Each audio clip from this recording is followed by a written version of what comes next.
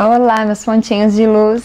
Sejam bem-vindos ao nosso Clube do Livro, onde a gente está lendo esse livro maravilhoso, que é Yoga para Nervosos, que, como eu sempre digo, se fosse hoje em dia, porque é um livro um pouco mais antigo, ele certamente se chamaria Yoga para Ansiosos.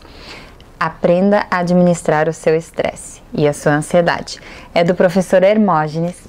Esse livro me ajudou muito em muitas épocas da minha vida, me ajuda até hoje. Eu já dei ele de presente para muitas pessoas, porque, quando a gente gosta de uma coisa, a gente quer espalhar. E que melhor maneira de eu espalhar isso que me ajudou tanto do que trazendo aqui para vocês. Se você quiser já começar por esse vídeo agora, pode começar. Se você quiser assistir desde a primeira página, da primeira leitura desse livro, eu vou deixar aqui embaixo na descrição os links para cada partezinha da leitura. Mas também querendo começar agora não tem problema. Hoje a gente vai ler uma parte muito interessante. A gente já leu bastante sobre a ansiedade, os tipos de ansiosos, para a gente se conhecer mais também e nos entender mais. E agora a gente vai ver sobre as várias frentes que a yoga terapia, enfim, várias maneiras de nos ajudar com a ansiedade e com o estresse, os vários olhares e as várias maneiras de nos ajudar sobre isso, com isso. Então essa parte se chama As Várias Frentes, para a gente começar a entender como tudo isso vai nos ajudar. Yoga terapia, treinamento holístico. O sistema ascético mais venerável e cujos resultados têm alcançado maior corroboração experimental é, sem dúvida, o sistema Yoga Hindu.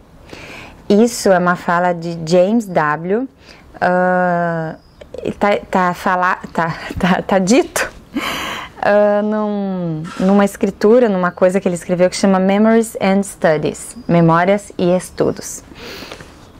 Quando o homem adoece, adoece todo. É um equívoco considerar uma gripe apenas um mal físico. A predisposição para se resfriar tem causas tanto físicas como psíquicas, morais, filosóficas e até éticas e estéticas. Os germes patogênicos não conseguem grandes êxitos quando assaltam uma pessoa bem nutrida, de moral forte, confiante em si mesma, entregue a Deus, que não tem tempo ocioso para ficar na cama. Hipocondríacos e histéricos, ao contrário, são criaturas doentes, fracas, vulneráveis, e exatamente o são por motivos psíquicos e até mesmo metafísicos. Creem mais na sua fraqueza e no poder das doenças do que o oposto, na imunidade e nas extraordinárias capacidades terapêuticas da mente e do organismo. Todos reconhecem e as estatísticas confirmam a existência de sujeitos azarados, aqueles que, se um tijolo cai de um andaime, precisamente em sua cabeça, são pessoas predispostas a acidentes e marcadas pela fatalidade. Para tais indivíduos, vale dizer que bateram com o carro ou fraturaram a perna num tombo de banheira por causa psíquica. A ciência psicossomática tem feito bons progressos no estudo da chamada infortunística. Freud, em sua Psicopatologia da Vida Cotidiana, admitiu serem os conflitos interiores as causas dos acidentes diários. Interessante? Inquéritos efetuados por Masburg assinalaram que 1/8 da população dos Estados Unidos é propenso a acidentes, ou seja, a cada 8 pessoas, uma é propensa a acidentes. E essas pessoas apresentam caracteres psicológicos comuns que possibilitam identificá-las. Interessante, está falando que uma a cada 8 pessoas, em Masburg, eles viram isso nos Estados Unidos, é propensa a acidentes, e eles conseguem identificar quem serão essas pessoas por causa de caracteres psicológicos que todas essas pessoas têm. Ora, se moléstias infecto-contagiosas e até acidentes mesmo a agressão assassina, que em nada poderiam parecer dependentes do psiquismo e de nossas crenças filosóficas, frequentemente têm causa psíquica, que dizer da distonia neurovegetativa? Quer dizer das 10.000 roupagens dos distúrbios, que dizer das 10.000 roupagens dos distúrbios neuróticos? Aí ele tá falando em palavras difíceis aqui agora, mas ele quer dizer tipo assim, se coisas que nem dependem de nós, ele tá falando às vezes tem a ver com coisas psíquicas nossas, né, acabam tendo relação, olhe lá as coisas de dentro da nossa mente, de dentro do nosso corpo. Um estressado é um enfermo integral, como nenhum outro. Caiu doente em todos os planos do seu ser, não obstante serem mais nítidos seus sofrimentos físicos e psíquicos. O homem adoece todo, e seus males orgânicos têm causas nos níveis mais sutis do seu ser. Por isso, somente uma terapia holística definitivamente pode o curar. Desde os primórdios da humanidade, a arte de curar era psicossomática. Não se cingia apenas em tratar o corpo. Aqui tá. Ele está falando em terapia holística, não é algo assim, uau, estranho. Não. Ele quer dizer de algo integral, que cuide não somente do corpo físico, mas do mental, do espiritual, do emocional. Isso que ele quer dizer com holístico, né? Então ele fala que desde os primórdios da humanidade a arte de curar era psicomática, ou seja, não se tratava só do corpo, né? Os pajés, os feiticeiros, os medicine men, os xamãs de todas as tribos foram os precursores da moderna medicina psicossomática. Seus cerimoniais, amuletos, trabalhos tinham um poder curador porque atuavam a partir do plano mais sutil e por isso mesmo mais poderoso, o espírito. O tempo passou e a ciência médica atravessou recentemente uma fase em que se descuidou das causas sutis das enfermidades e dos estados psíquicos de seus doentes, concentrando-se em aliviar sintomas físicos e tratar do corpo ou parte dele. Mas veio a reação. Aí abre aspas. A chamada medicina psicossomática surgiu efetivamente como uma reação compreensível e por sinal salutar àquela outra medicina que ainda no primeiro quartel do século XX se obstinava em definir-se e apresentar-se como estrita examinadora do corpo, mantendo-se tenazmente esquecida, pelo menos na aparência, de que um corpo humano, estritamente observado como corpo, como uma coisa puramente física, só pode sê-lo depois da morte. Ah, entendi. Gente, ele começou esse capítulo bem... Ele quer dizer, isso aqui é uma fala, Gomes de Araújo, citado por Pacheco e Silva, no livro Medicina Psicossomática, Ministério da Educação e Cultura do Rio. Tá, eu entendi, eu demorei. O que quer dizer essa fala é que, assim, pra gente ver um corpo só como um corpo, parte física, seria só depois da morte, porque daí, então, não teria, então, mais o espírito, a mente, a emoção, o mental, tudo, né? Daí sim seria só um corpo. Que enquanto estamos vivos, não somos apenas um corpo físico, e não podemos ser analisados só como um corpo físico, né? A reação, ouso sugerir, precisa ampliar-se, completar-se. Enquanto a moderna medicina psicossomática vira o homem apenas nos seus níveis mais densos, o físico e o psíquico, ainda estará tratando de um homem incompleto. O homem integral é visto pelas escolas hinduístas como formado por 5 koshas, ou revestimentos, que vão se quintessenciando a partir do corpo físico até atingir o mais sutil, onde não há nada de material e concreto, formal e pessoal, que é o plano da mais pura bem-aventurança. Os koshas, né, em todo esse estudo do yoga, seriam como se fossem realmente camadas do nosso corpo, desde a mais física, mais densa, até a mais sutil. Entre o físico e o mental, como intermediário, ao fascinante organismo energético formado de prana, ou bioenergia, que dá vitalidade a todo o orgânico, sendo o elan dinamizante de cada função orgânica. Quem já fez mais aulas comigo, né? De repente, até em algum dos meus programas, dos meus cursos, pode já ter praticado pranayama comigo. E essa palavra prana, né? É a energia vital que nutre o nosso ser, né? Então, aqui ele está falando disso, que entre o físico e o mental tem o prana, né? Que é essa energia, essa bioenergia que dá vitalidade, que dá vida ao nosso corpo físico. Nosso corpo mais denso, isso é, o orgânico físico, não passa de um agregado de matéria, uma junção de matéria, formado exatamente pelos alimentos que a gente consome. Então, um cadáver é este agregado de material tirado dos alimentos, no qual os órgãos não trabalham por falta do elan dinamizante, ou seja, por falta do prana, dessa energia vital, que é o que nos deixa vivos. Por isso mesmo, o prana é a própria vida. Do pó da terra, aí abre aspas, do pó da terra formou Deus, Jeová, ao homem e soprou-lhe nas narinas o fôlego da vida. E o homem se tornou um ser vivente. Isso é Gênesis, capítulo 2, versículo 7. É assim que a Bíblia descreve a gênese do homem em seus planos mais densos. Os planos mais sutis, mais abstratos, menos materiais, menos pessoais, menos limitados pela forma. Por isso mesmo, mais próximos do infinito e da eternidade, são os mais poderosos do que estão presos. Não, são mais poderosos do que os que estão presos nas malhas do tempo e das formas.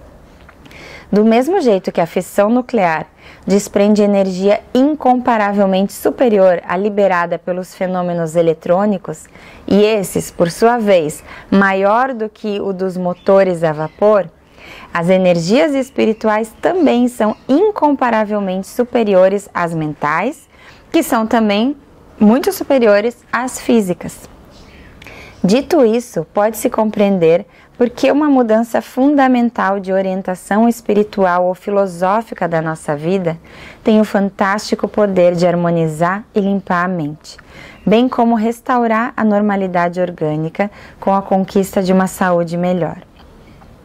Se a medicina continua apenas psicossomática, estará se privando e aos seus pacientes das maiores possibilidades de cura e de transformações libertadoras. Continuará a utilizar-se de um velho trenzinho a lenha e deixando de lado um veículo a combustível nuclear, que é o espírito. Então aqui ele está falando, ó, vejam bem, existe a medicina, né, que cura ou o corpo ou a mente. Hoje em dia já está se vindo mais com o entendimento da medicina psicossomática, que vê que está interligado o corpo e a mente, que quando um adoece, o outro adoece também e vice-versa, né?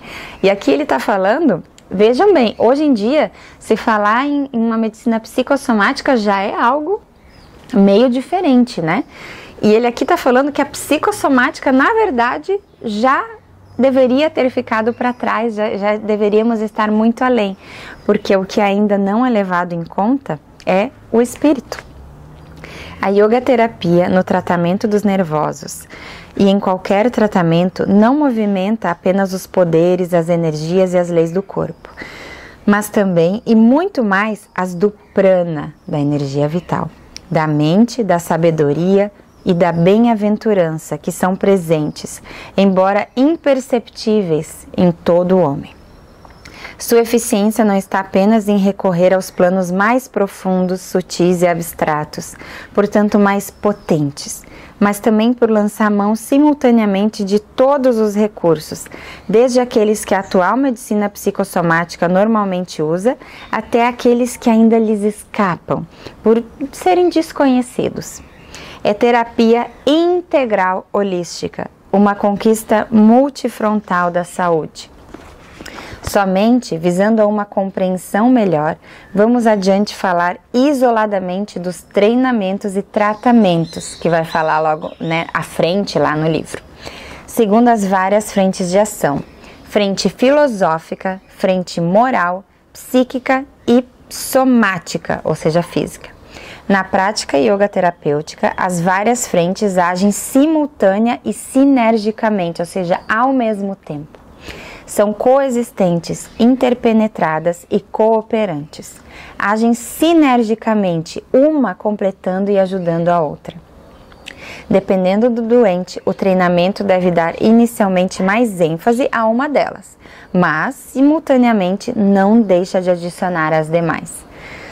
Um pensador, por exemplo, reagirá mais rápido e seguramente se conseguir mudar suas convicções mais profundas e metafísicas, se alcançar uma mais lúcida cosmovisão. Disse em yoga, se assumir divinos bhavanas. Se era antes um ateu e depois realiza uma vivência intuitiva da divindade onipresente, miraculosamente se liberta e conquista não só a saúde, mas a bem-aventurança. Já um indivíduo física e psiquicamente primitivo já chegará a refinados estados de felicidade espiritual se o treinamento conseguir aliviar de imediato os seus sofrimentos, por exemplo, de um asmático, hipertensivo, devendo, portanto, começar com, de repente, posturas de yoga, exercícios respiratórios e técnicas relaxantes. Consideramos cada uma das frentes da ação yoga terapêutica. Aí agora a gente vai falar das frentes, mas eu quero falar duas coisas sobre isso, tá? Uma coisa pessoal minha e só acrescentar uma coisa aqui no final. Isso que ele quis dizer, né, é muito importante, que vão existir várias frentes de ajuda para alguém que não está bem. E algumas vão ser mais sutis e algumas vão ser mais físicas. E que é isso que ele quis dizer, a gente tem que se conhecer para, de repente, entender por qual delas eu começo, vai me dar um ânimo e já uma ajuda de imediata, mas não esquecer de adicionar as outras. Como ele deu exemplo, né, de repente alguém que é super,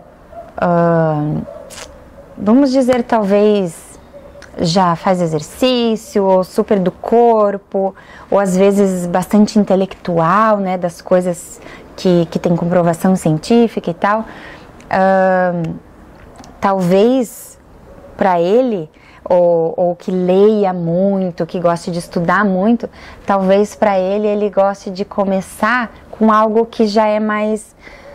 Desculpa, eu misturei. Eu quis dizer primeiro, vamos pegar o exemplo que ele disse de alguém que já é muito estudioso e lê muito. Talvez para ele seja mais confortável começar por essas coisas mais sutis. De repente até meditação, oração, algo mais espiritual. Mas de repente alguém que está com uma dor nas costas, uma dor do ciático ou com algum problema de respiração, ele precisa melhorar isso antes dele conseguir ir para o mais sutil. Então, começar com yoga, com aula de respiração, né, do pranayama, para ajudar a tirar esse desconforto físico, para depois, então, ele conseguir ir para o mais sutil. Porque enquanto ele tiver uma dor física, ele não vai conseguir ir para algo mais sutil, né? Então, é importante a gente entender isso. E o que eu ia falar, né, que ele bate tanto dessa coisa do espírito, da divindade. Eu, por muitos anos, né, pratico, estudo, ensino yoga, meditação, respiração. Então, isso é uma coisa que eu tenho mais facilidade. E por mais que eu sempre tenha tido uma presença espiritual na minha vida, tanto pela minha família como pela minha vida mesmo, nos últimos anos da minha vida, ainda mais depois que as meninas nasceram, que eu não tinha tanto tempo para praticar todas essas frentes do jeito que eu fazia antes delas, depois de virar mãe, né? Eu acabei ficando mais com, tive uns minutinhos, vou fazer um pouquinho de yoga, vou respirar um pouquinho, vou meditar um pouquinho. E fazia tempo que eu não cuidava tanto da parte espiritual. E eu lembro que teve um momento ali, logo depois que eu virei mãe de duas, que eram duas muito pequenininhas, sabe? Que eu tava, claro, muito cansada, mentalmente, fisicamente, emocionalmente, tudo. E aí eu comecei, vamos yoga, meditação, respiração, e às vezes vão aparecendo alguns momentos da vida mais difíceis, com alguns problemas, né? Seja pessoais, na família, no trabalho, e eu estava tentando fazer de tudo e ainda assim não estava me acalmando como me acalmava antes. Até que um dia, numa conversa com uma amiga, eu notei que o que estava me faltando, que eu há algum tempo não estava dando tanto foco, era para a parte espiritual. E aí eu comecei a cuidar mais disso, né? Comecei a fazer, por exemplo, o Evangelho do Lar, que, né, você pode escolher um livro e ler ali todo dia no mesmo horário, ou uma vez por semana, enfim. Comecei a lembrar de orar com mais frequência, trabalhar essa minha conexão com o divino, né? E vou dizer para vocês que fez muita diferença, que talvez naquele momento era isso que estava mais me faltando, sabe? Trabalhar a minha fé, a minha oração, essa conexão. Então, diferentes momentos das nossas vidas talvez vão pedir diferentes focos. Mas, como ele disse, a gente nunca pode deixar um de lado. A gente tem que estar cuidando de tudo integralmente. Mesmo que, às vezes, uma ou outra coisa vai ser mais necessária começar por aquilo ou dar foco naquilo. Mas a gente tem que cuidar de todas essas frentes, porque uma hora ou outra, se a gente deixar uma de lado, a gente vai sentir. Então vamos lá, não sei se a gente vai conseguir ler todas as frentes hoje, mas qualquer coisa a gente continua no próximo vídeo. Ele começa com a frente filosófica. Todos os sistemas filosóficos que concorrem para ordenar as ideias, desenvolver a lógica e estabelecer disciplina nas ações, constituem formas de psicoterapia de real valor. Pacheco e Silva, no livro Medicina Psicossomática. Há psicólogos e filósofos que veem nossa vida como um permanente nascer. A cada instante estamos nascendo de nós mesmos. Psicólogos e neurofisiologistas conseguiram provar que o parto, contrariamente ao que todos afirmavam, não é obrigatório e normalmente doloroso. Ensinaram atitudes e técnicas psicofísicas para um parto sem dor, que, como se sabe, assim é exatamente por aliviar a parturiente do cultural compromisso de sofrer naquela hora. Se viver é um perene nascimento, o yogin é aquele que o faz com o mínimo de dor. Yoga é, portanto, um autoparto sem dor, em escala existencial. O yogin, aquele que pratica yoga, né? Lembrando que yoga não é só fazer as posturas ou meditar, né? Yoga tem todo um estilo de vida junto, né? Então, o yogin defende-se da dor, não por negar-lhe a existência, como se fosse um otimista ingênuo, não por tentar os 1000 modos de fuga próprio dos fracos, mas por saber aceitá-la e de forma alguma temê-la. Aprende a vencê-la com inteligência e técnica. A vida de um estressado ou de um ansioso se torna um autoparto terrivelmente doloroso. Nenhum otimista o convence de que está tudo bem e de que há uma felicidade onipresente. Sua mente e seu organismo todos os dias lhe dão a mais veemente lição da onipresença, da infelicidade e da angústia. O método filosófico yogi de, em escala humana, viver feliz, começa por concordar com o neurótico, com o ansioso, tá? Lembrando que esse livro é antigo, ele usa umas palavrinhas diferentes que não se usaria mais hoje em dia. Então, vamos trocar por ansioso. O método filosófico yogi, numa escala humana, de viver feliz, começa por concordar com o ansioso, lhe dizendo, sem dúvida, você sofre. Sem dúvida, todos sofrem. No entanto, o sofrimento não é onipotente. Há remédio contra ele.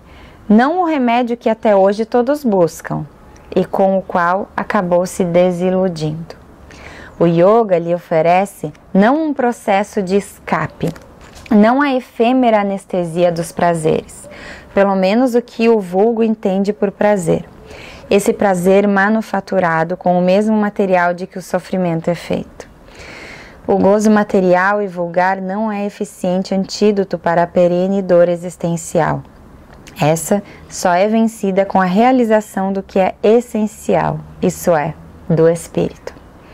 E isso requer tempo, persistência, fé, prática, transformações no físico, no psíquico, no social, no filosófico, no regime alimentar, bem como no comportamento moral e nas relações humanas, no cotidiano, na vida inteira.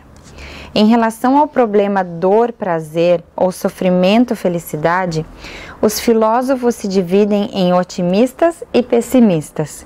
Os primeiros afirmam ser a dor real, universal e perene por si mesma, enquanto o prazer ou a felicidade não passa de simples ausência do sofrimento.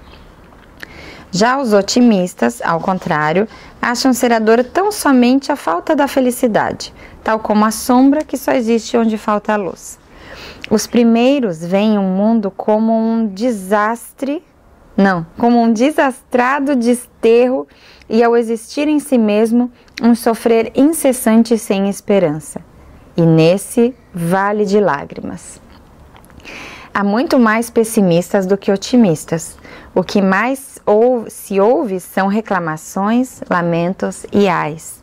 Há muito mais rostos tristes que sorridentes. Há muito menos indivíduos corajosos e afirmativos que amedrontados e negativos. É raro encontrar quem tenha paz e seja autossuficiente em seu contentamento. É imensa, no entanto, a legião dos descontentes e aflitos. Ninguém escreveu um livro satirizando o pessimista. Mas Voltaire ensina o mundo a rir-se do otimismo do ingênuo Pangloss. As plateias estão sempre lotadas quando se representam tragédias e dramas que pseudo-realistas escancaram a fase sórdida, negra e mórbida dos fatos sociais e das pessoas. Não estou querendo catequizar ninguém para um otimismo piegas e enganoso. Não é minha intenção dar pinceladas amarelas em todas as manchas de sombra na paisagem.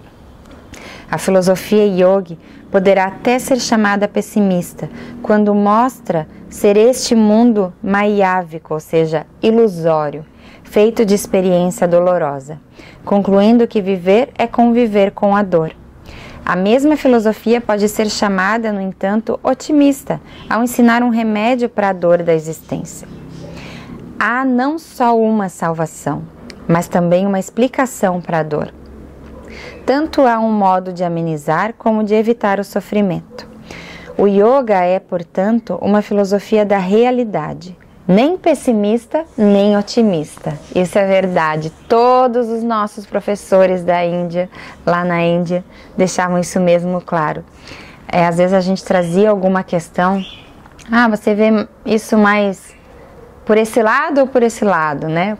Podemos dizer, com um olhar mais pessimista ou otimista. Não, a gente vê como é. A realidade é a realidade, é como é.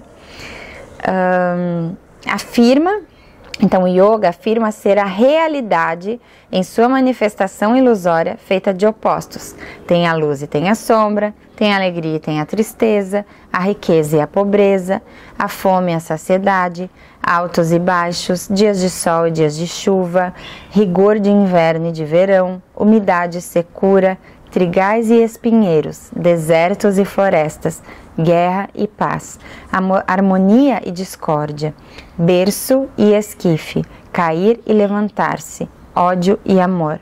São opostos complementares. Um não existe sem o outro. Nos extremos de um, outro nasce. Sucedem-se e coexistem. Estão aqui e além, fora e dentro, foram, são e serão. O yogin é permanentemente sereno e equânime, isolado dessa dualidade, longe do alcance das fugazes manifestações do real. Para ele, tudo é necessário e nada é indispensável. Sabe conquistar o positivo, mas não se perturba se o perde. Sabe evitar o negativo, mas não se apavora quando por ele apanhado. Sabe gozar o dia quente e aproveitar a noite de chuva. O yogin, vê na dor, não ameaça ou desgraça, mas um desafio ao próprio crescimento, à evolução, à angústia. Esse privilégio do bicho-homem não é infelicidade em si, senão à medida que o angustiado, por ignorância e autopiedade, enfrentam em mísero estado de medo e infelicidade. Deixa eu completar aqui uma coisa, né? Fala assim, o yogin vê na dor não ameaça ou desgraça, mas um desafio ao próprio crescimento, à evolução. Tem um vídeo que eu já preparei para gravar aqui para minhas páginas, né, da rede social, ainda não gravei. Mas ele fala justamente sobre isso, como para a gente conseguir as coisas que a gente sonha, que a gente quer, a gente tem que estar disposto a encarar o oposto. Então, por exemplo, se a gente quer ter mais dinheiro, a gente vai ter que guardar, economizar dinheiro. E economizar dinheiro vai nos fazer sentir que a gente está quebrado, que está sem dinheiro, quando na verdade a gente vai estar tendo mais dinheiro. Ou, por exemplo, aprender a ter limites, colocar limites, né? Nas pessoas, na vida. Às vezes vai trazer aquele sentimento de solidão, de repente até algumas pessoas nos deixando, quando na verdade a gente está trazendo para a nossa vida relações mais saudáveis. Então, de repente, até mesmo... eu trouxe vários exemplos para o vídeo, mas vocês entendem que às vezes para a gente conseguir algo bom, a gente tem que passar por uma sensação ruim. E às vezes até o oposto do que a gente quer chegar. E às vezes isso vai ser por uma escolha, como por exemplo, guardar dinheiro, colocar limites. Outro exemplo é se aprofundar em alguns traumas nossos, que às vezes a gente não quer nem olhar. Às vezes, se aprofundar em traumas vai parecer que a gente está se machucando, quando na verdade a gente vai estar se curando, trabalhando isso. E às vezes vai ser por escolha nossa que a gente vai estar passando por essas dificuldades para haver uma melhora depois, ou às vezes vai ser a vida que vai trazer isso para a gente e a gente vai aprender e ter mais força, né, em cima disso, com o que aconteceu. Então, para o yogin, a angústia é saudade da perfeição. Nossa, que interessante essa frase. Quem está angustiado é porque tem saudade da perfeição. Faz sentido. Da plenitude. A angústia é uma saudade da perfeição. Era mais longa a frase. A angústia é saudade da perfeição, da plenitude, do amor universal onipresente, do ser supremo, da consciência e bem-aventurança absoluta. Sentir angústia é ouvir a voz nos chamar, num gesto paternal que convida ao regresso ao divino lar. Que legal, né, essa visão, como que a angústia é algo mexendo dentro de nós para que a gente busque essa consciência, essa bem-aventurança, esse amor universal onipresente, a plenitude. Sem o desafio e a convocação, representados pela angústia, a alma individual em evolução se perderá, totalmente alienado nessa existência ilusória, onde os prazeres são muitos, mas decepcionantes. Que doideira isso aqui, se a gente parar para pensar a fundo como faz sentido.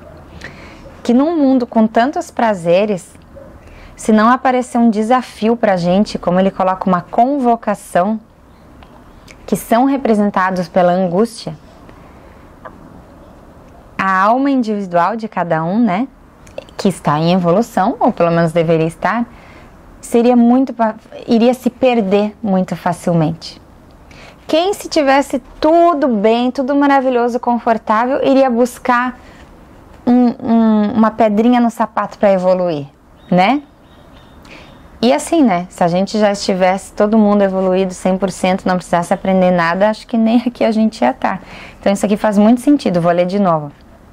Sem o desafio e a convocação representados pela angústia, a alma individual em evolução se perderá, totalmente alienada nessa experiência ilusória, onde os prazeres são muitos, mas decepcionantes. Eu não concordo que todos são decepcionantes, mas eu posso dizer que concordo que a maioria possa ser decepcionante, né? A vitória sobre a angústia, em última e definitiva instância, consiste em a alma individual em evolução se integrar à alma universal. Que lindo, né? Ele está falando que o fim da angústia é quando a nossa alma individual se une à alma universal. A dor, em todas as suas nuances e níveis, é filha do pecado e neta da ignorância. Uma criança pode, por ignorância, beber água poluída, e isso seria o seu pecado, erro, né? E, consequentemente, cair presa dos sofrimentos de uma infecção. A filosofia yogi diz, igualmente, que, por ignorância, o homem comum bebe a água poluída do pecado, causando a si mesmo os piores danos, seus próprios sofrimentos. É a chamada lei do karma, lei da casualidade, segundo a qual cada um é responsável por seus atos, trazendo para si mesmo o bem ou o mal, a bem-aventurança ou a desgraça, como consequência dos atos que praticar.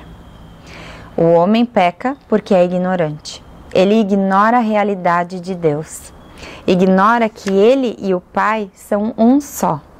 Ignora que ele e o próximo, e até mesmo seu inimigo, também são um só.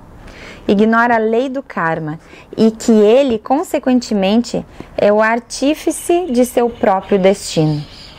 Por outro lado, vive sob a convicção de ser um degradado, um cão sem dono, uma presa de Satã ou das enfermidades, mas achando ter o direito de vir e ser feliz de qualquer modo, até mesmo à custa do sofrimento dos outros. Por ignorância, crê num Deus antropomórfico, a quem recorre somente nas horas de necessidade. Por ignorância, já não acredita num Deus que não tem atendido às suas orações egoístas. Sendo ignorante, tem a ilusão de impunemente poder fazer todas as formas de maldade, desde que ninguém sabe que fui eu o autor. Por ignorância, vem cometendo e cometerá toda sorte de violência contra a infalível lei do karma, e, portanto, contra si mesmo, embora enganosamente queira ferir os outros. Por ignorância, cria para si mesmo as algemas de seus distúrbios neuróticos e os desesperos da sua alienação. A filosofia do Yogin desenvolve no Diva a inteligência que o faz rei da criação, que lhe faculta optar por ser bom ou ser mau, pelo viver doente ou sadio, pelo efêmero ou pelo eterno, dedicar-se a coisas finitas ou ao infinito. Dá-lhe sabedoria, com a qual pode algum dia vir a deslumbrar-se na contemplação do absoluto e então compreender em toda a plenitude a promessa: conhecereis a verdade e a verdade vos libertará. A isso é que poderíamos chamar Vidyaterapia, ou a cura pela sabedoria. No Ocidente, logoterapia e yogoterapia. Tá. Estudando, meditando sobre e vivenciando no cotidiano e em toda a vida a libertadora ciência cinética do absoluto, cada um de nós vai podendo evitar erros e consequentes sofrimentos. Ao mesmo tempo, sabedor das consequências kármicas de seus pensamentos, desejos e ações, o Yogin trata de semear na mente, no corpo e para o futuro as sementes próprias à colheita de paz, alegria, serenidade, saúde, vitória e resistência. Conhecendo os princípios universais que explicam e regem o particular, O yogin, consequentemente, com naturalidade e sem sacrifícios, alimenta atitudes internas e sutis, condizentes e germinadoras de desejos sublimes, que constituem as motivações mais profundas de seu agir no mundo. Daí, desse conhecimento e vivência metafísica, só pode, portanto, resultar a moral mais divinizante e mais libertadora, exatamente por ser natural. O principal bhavana, que é a verdade metafísica do yoga, diz ao homem que, em vez de ser um degradado ou degradado, um verme rastejante no lodaçal do pecado, é essencialmente partícula do uno, sem um segundo, do absoluto, do infinito e da eternidade. O yogin diz para si mesmo, Hamsa, que em sânscrito, significa eu sou ele, o absoluto. E a seu próximo, Tat Tvam Asi, tu és aquilo, o absoluto. A metafísica yogi desinteressa-se pela consideração do pecado. Não incute no homem que é um pecador, não se ocupa em falar sobre mal. Ensina o caminho do bem, não fala de castigos ao malvado, anuncia a promessa de libertação àquele que sofre. A próxima frente é a psíquica, mas eu acho que eu vou deixar, ela é bem grande, eu vou deixar para a gente ler no próximo vídeo, porque também as linguagens que ele está usando nessa leitura que a gente fez hoje, são bem profundas, então para o nosso cérebro ir assimilando aos poucos. Achei muito interessante tudo que ele trouxe, todas essas preparações e entendimentos são importantíssimos para depois, quando ele começar a nos trazer as práticas, para a gente fazer mesmo no dia a dia, a gente esteja preparado para entender e conseguir colocar em prática. Me contem nos comentários o que vocês acharam da leitura de hoje. Não vejo a hora da nossa próxima leitura. Convidem quem vocês gostam para participar do Clube do Livro com vocês, assim vocês também têm com quem conversar, além aqui, dos nossos comentários. E espero vocês na próxima leitura. Muito obrigada por estarem aqui comigo, com a gente, por nos fazer companhia na nossa leitura. Muito amor e muita luz para vocês. Namastê.